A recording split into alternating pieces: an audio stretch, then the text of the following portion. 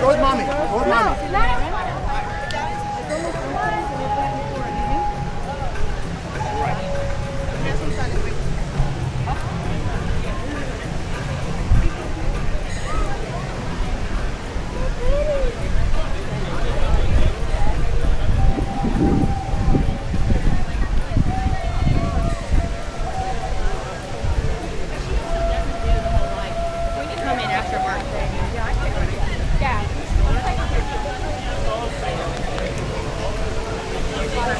But it's not all bad news.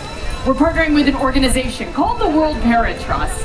We actually just recently got the opportunity to travel down to the country of Bolivia, bringing with us 14 blue-throated macaws to become part of a breeding program.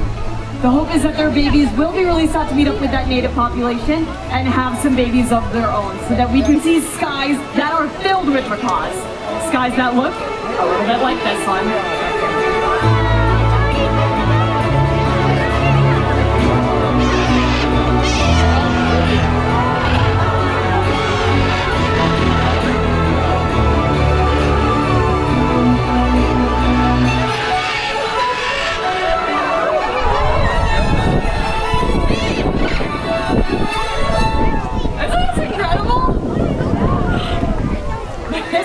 Definitely a site worth protecting out in wild places. But make sure to keep your phones and cameras up because you never know when they might be heading off on their next adventure. It looks like a lot of them are trying to navigate this little windstorm that we have going on out here.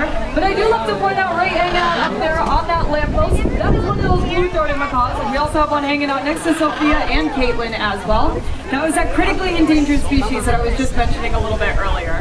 Now another critically endangered species that I absolutely love to talk about are these two smaller green birds right here. This is Wizard and Holly, and these two birds are red fronted macaws.